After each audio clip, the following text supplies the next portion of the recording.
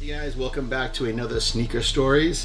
Today I've got a popular ASICS model in a slightly different configuration than you're used to perhaps. ASICS Kayano 14 is probably the king of the hill right now. I think the GT2160 has been rising in popularity. The Gel NYC is really up there and very desirable. And the GEL-1130 is also increasingly popular. It's GEL-1130 is more affordable perhaps, but a very, very comfortable shoe. It tends to be the softest of all those without being excessively squishy. Today I'm going to share with you a GEL-1130. This is the GEL-1130 in white, leather, and cream. And I don't think I've seen anybody share leather 1130s on YouTube or anywhere else, so I wanted to share this pair. I think this is really cool to get the 1130, or any ASICS for that matter, in a full leather shoe. And the leather on this is pretty high quality. I mean, it's not, it's not super soft or anything like that, but it is, a decent quality. It's very comfortable on foot. It has a nice texture to it. It doesn't feel overly plasticky. Has some nice suede around the toe, and the kind of maybe pseudo suede print on the heel, giving it some nice contrast without too much contrast, leaving it basically an all white sneaker. The bottom itself also is mostly white. It's a little bit dirty because, yeah, I do wear all my shoes, and I hope you guys do too. Enjoy them, Has the plastic brace through the center, is in kind of a cream off-white color. Has that, decent torsional rigidity that you expect in an ASICS running shoe. One thing I will say for anybody who's interested in picking up any ASICS in leather, I do have these 1130s, and I do have a pair of black Kayano 14s in leather and graphite, which I'll share later. The leather ones run bigger than the traditional mesh. Just keep that in mind. They're definitely more roomy. I think that may be to accommodate foot expansion over time, because the leather won't give as much as the mesh, and maybe ASICS designed them that way to give them a little bit. So certainly these 1130s, they are the standard 2E. They always come in 2E. Feel pretty wide around the toe. That's not all a bad thing. I definitely rather have my shoes to be a bit looser than too tight. So not a complaint at all from me, but just something to be mindful of. They will feel different side by side. I can put one of these leather ones on my foot and then put my mesh one on the other foot, and they feel quite different, except for the sole. But the uppers, the way they feel on foot, obviously because the leather doesn't breathe, feels significantly different. But the fit is clearly looser than it is on the mesh.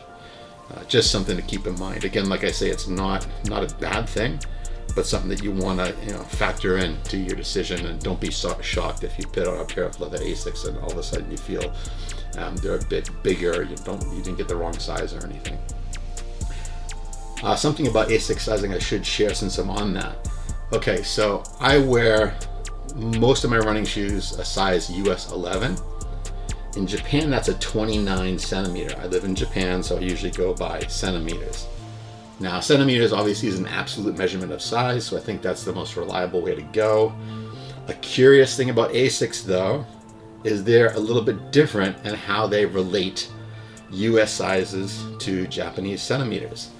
So the ASICS 29 centimeter is equal to a US 11.5, not 11. If you go to any other manufacturer I know, myself, that's Nike, New Balance, Mizuno, a few others that I wear, include Solomon perhaps. 29 centimeters is always 11 US. These are 11.5. Kayano 14, 29 centimeters are 11.5. So some people say ASICS run small. I think that's just down to how they label them.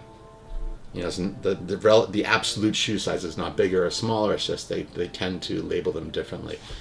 But I always recommend going by the centimeter size, because that's absolute. So if you wear a size 29, some other shoe, you might want to look at 29 in the ASICS, like I do, for example. Just something to consider, along with the materials, giving a slightly different sizing experience. So again, a little bit closer look at the shoe. block my face so that it focuses on the shoe itself. Really nice materials, I think. A nice off-white cream sole, give me a little bit different contrast. You know, really nice materials. I've worn these a few times and they don't really show anywhere. There's no creasing in the toe or anything. Obviously they've been worn, you can tell they've been worn, certainly from the bottom, of course. But yeah, I mean, they're definitely well made and made to last, I think. And I'd expect the leather will probably last a little bit longer than the mesh. All around really great shoe. If you know the 1130, this is the same story as the other ones, just different upper material makes a big difference in the wearing experience. Makes it a little more, I'm not going to say dressy, but you know, you can wear these to the office if you wear business casual or something like that, where mesh might not work. The leather does. I did that a few times. But you know, it's nice to have the different materials available. So if you find them in leather, give them a shot. They're a slightly different experience in both wearing experience and actual tactile and stylistic experience. And they're the same price from what I've seen, so you don't have to pay extra for the leather. So anyway, that's my story on the 1130. 1130 is a great shoes all around. I give them maybe an 8. I do that because I love the cushion on the sole. It's soft without being too soft. Never have any stress spots or hot spots on my feet if standing around or walking a long time. 1130s, like I should mention that about standing. Too soft shoes can be fatiguing if you're standing for a long time. 1130s don't. They're soft but not too soft and have the right amount of support.